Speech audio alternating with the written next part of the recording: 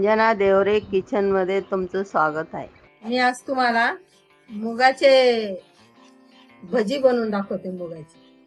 त्यासाठी मी ही वाटी आहे ना, सपाट वाटी डाळ घेतली मुगाची आणि सपाट वाटी उडदाची डाळ घेतली। हे दोन्ही मिक्स करायचे तेव्हा छान भजी येते।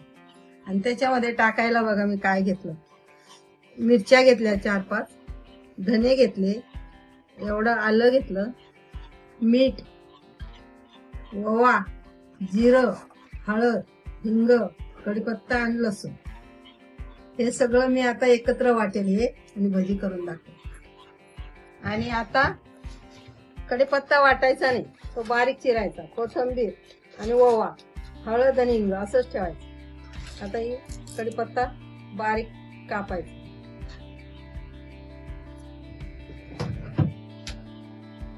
आणि मिरची कोथिंबीर बारीक करायची।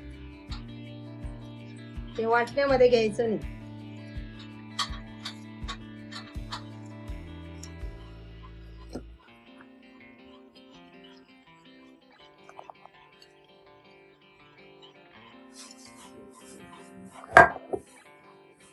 एक तास भिजवायची डाळ, पण लक्षात ठेवा जास्त डाळ भिजवायची नाही। सगळं मिरची, लसूण, मीठ सगळं टाकलं, पाणी वगैरे टाकायचं नाही, पाणी न टाकताच वाटायचं। हे बघा असं वाटून घेतलं आणि ही कोथिंबीर आणि कढीपत्ता असा बारीक कापून घेतला आणि ओवा बी असेच ठेवले आणि हळद आणि हिंग त्याच्यात हे सगळं टाकून घ्यायचं। पळीभर तेल टाकलं आणि हा इतका सोडा घेतला।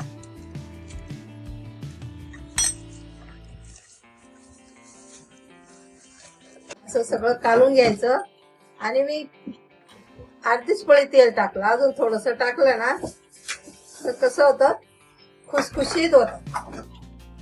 आता तेल टाकायचं,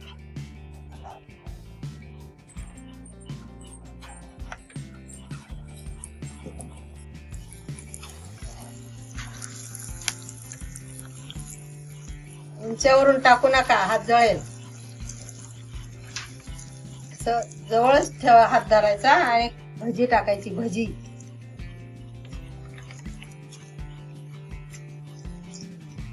अशी कुरकुरीत होतात बघा। चांगले तळू द्यायचे, पण खालीवर करायचे, चांगले तळू द्यायचे, खूप छान लागतात खायला।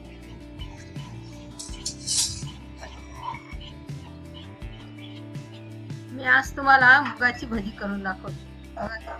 कुरकुरीत भजी बघा, आवाज येतो बघा कुरकुरीत भजीचा, कसा आवाज येतो, कडक। उडदाची डाळ, मुगाची डाळ, कसं कुरकुरीत आवाज येतो बघा, बघितलं कसं कुरकुरीत आवाज येतो एकाला।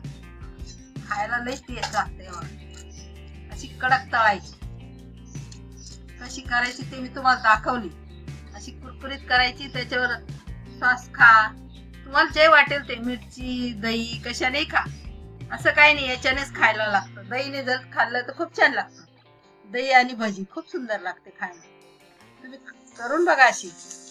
आणि मी काय काय टाकलं हे तुमच्या लक्षात आलंच असेल, डाळी पण दाखवल्या, त्याच्यात काय काय घातलं ते पण दाखवलं, वाटण मध्ये काय काय घेतलं ते पण दाखवलं। आणि अशी भजी करून बघा, टेस्ट पण खूप छान असेल। पण असं कुरकुरीत तळा, नरम नाही पाहिजे, अशी कुरकुरीत पाहिजे, अशी कुरकुरीत, तरच छान लागते खायला। आणि करून बघा, टेस्ट पण करा, कमेंट करा आणि लाईक करा।